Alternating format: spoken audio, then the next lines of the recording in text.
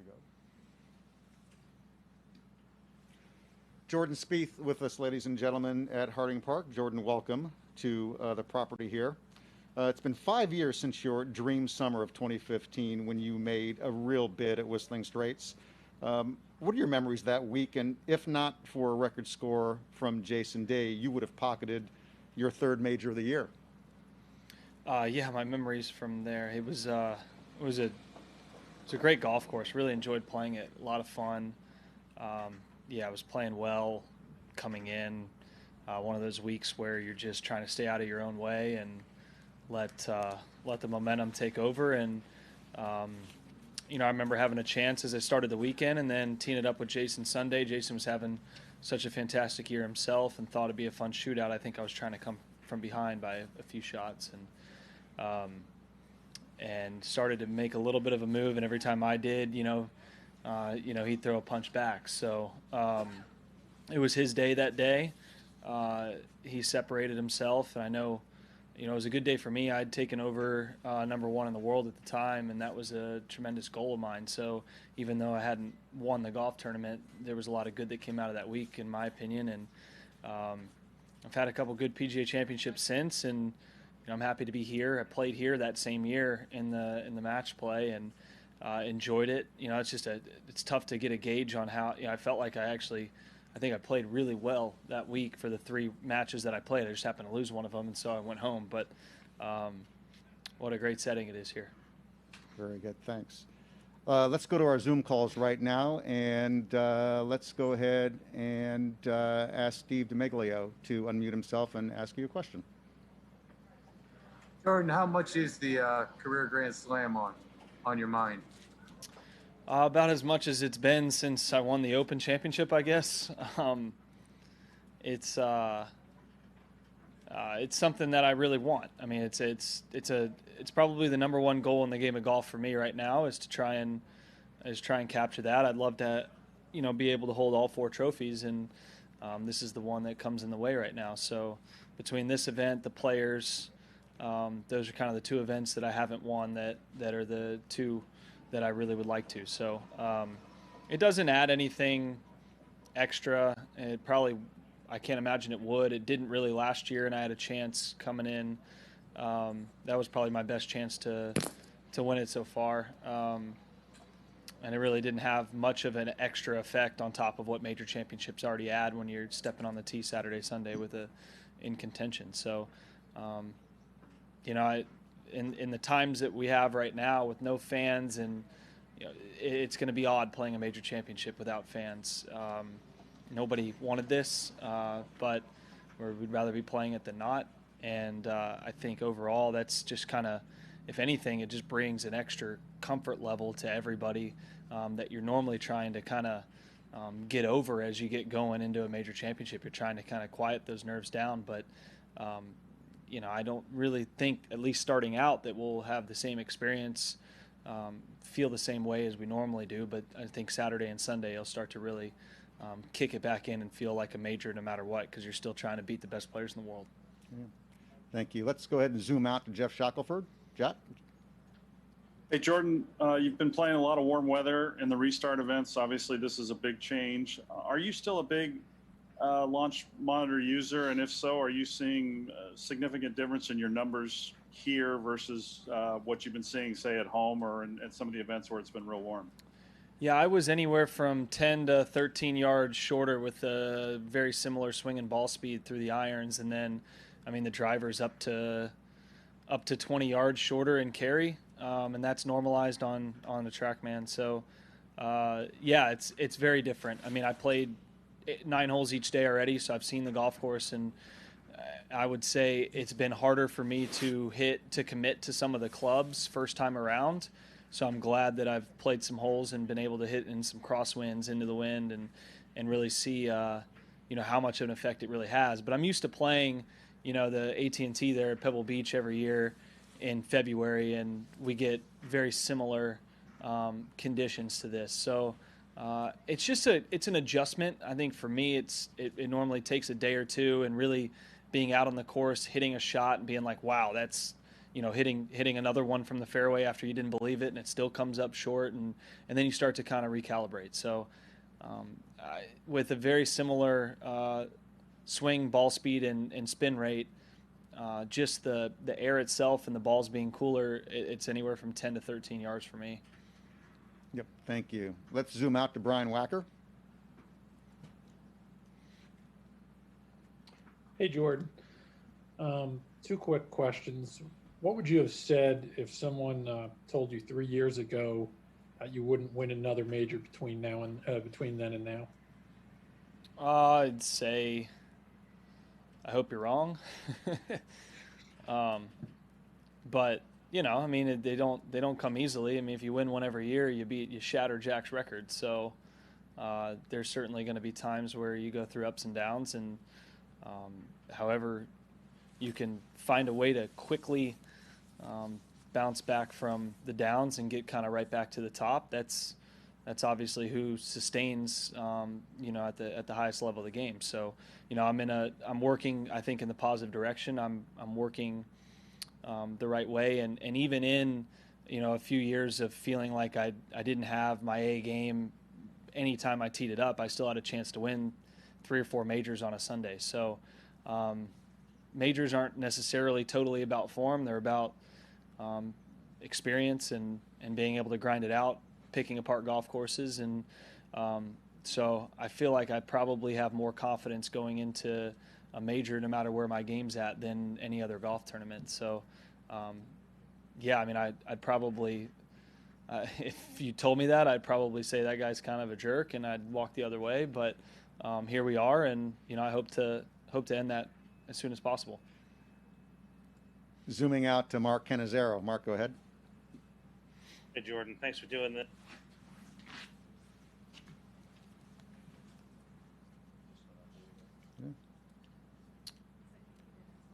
Yeah, John, I think he muted me, which many people have been trying to do for years. Jordan, thanks for doing this. I just wonder, when you look back at 15, 16, 17, when you were, at your height so far in your career, what kind of feeling was it coming to the golf course? Were you kind of in a vibe where you felt like you were the guy to beat? When you look back at that, what were you feeling on a tournament week like this when you come to a major? In form? Not exactly. Honestly, not a ton different. I remember going into a tournament thinking, all right, what's the plan for the next few days to get best prepared? And then I remember going into Thursday thinking, what's the shot on number 1? And then where are all the pins? How am I going to pick apart the course today? So I was never a outside influence kind of guy as far as relative to peers, what they think. If I'm the guy at the target, like, I certainly knew I was the favorite to win golf tournaments. I'm not, I'm aware of what happened. But at the same time, the best case scenario for me has always been arrive to a golf course, have a plan for that week based on what you've been working on coming in, hit all those checkpoints. That's the best way to breed that confidence as you go into the first tee ball. And then from there, how am I going to birdie this hole, and then move on to the next? How am I going to do that again? So it really can be that simple. And when, whether I've been super in form or not extremely in form, I've gone in with the exact same game plan, stuck to it as we go into majors, and it's been successful both cases. I mean, I've won majors in form, and I've had plenty of chances to win it coming in not in form and gotten into form that week. So I like the game plan that our team's always had as we go into these tournaments. Zooming out to Doug Ferguson. Doug, go ahead. Jordan, there was a passing comment about you on TV. I think it was Faldo during the Memorial. It was kind of interesting, where he said, right now it looks like you just can't seem to get any momentum going in a round. Do you think that's a pretty fair assessment? Yeah, I feel I almost feel at times like the game's testing me a little bit right now, because I feel really good about the progress I've been making.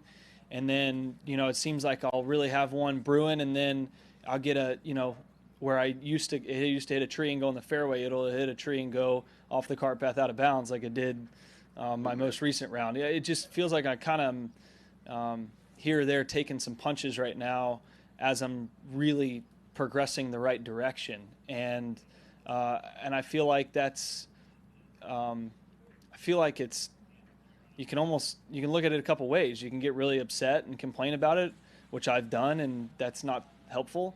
Or you can look at it like, hey, this is part of the game testing you, and the better you handle these situations, the faster you progress forward. And I've done a really good job of that the last really 3 tournaments that I've played, as opposed to any previously. And Michael would attest to that. And my attitude's been phenomenal. I've been okay with knowing that the game will test you, and also believing in the process at hand. And so that momentum, I assume is inevitable. It's just a matter of when. And I'm in no hurry. I've got a lot of years in front of me, and hopefully the best years in front of me. So I just I stay the course. I keep my head down, focus on what our team's trying to accomplish, and work each day really, really hard. I've worked my butt off over the last year or so to mentally, physically, and and mechanically. So things will start to come together. I believe it. Zooming out to Steve DiMiglio.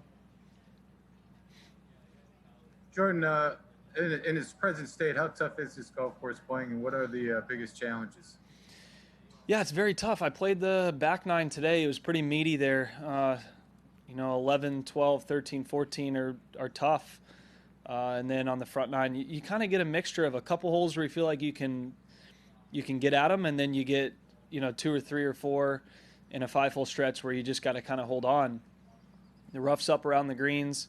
It's not extremely difficult around the greens as far as leaving yourself short-sided. The bunkers are very playable. There's not big lips, and the sand's pure, so you don't get in trouble if you miss shots in the sand out here.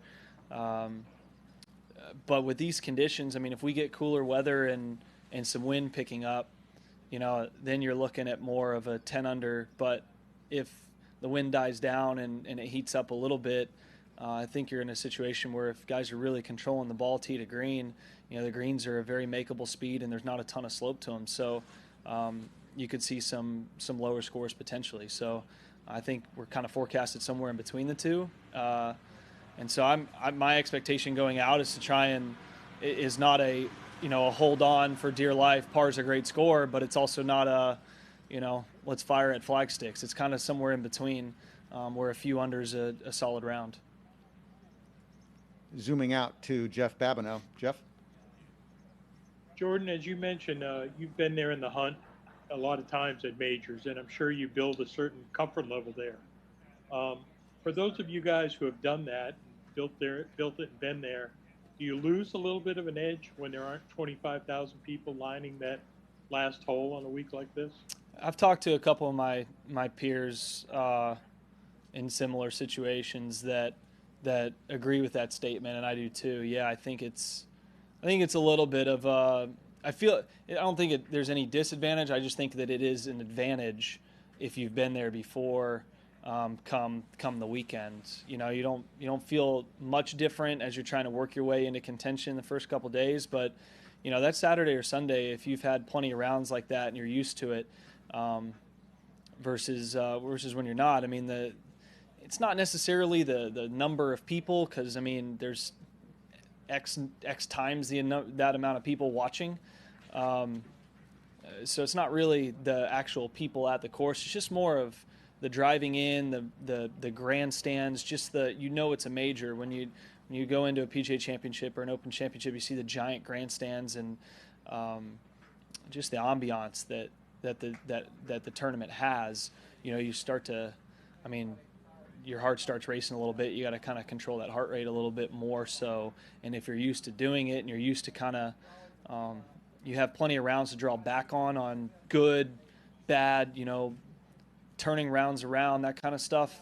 I think that advantage might be somewhat diminished in this kind of scenario. But I got a good feeling that the leaderboard will be I would imagine with this golf course and this tournament that the leaderboard will not disappoint as you go into Sunday. Just a couple more questions, ladies and gentlemen. Zooming out to Luke right now. Luke, ask your question.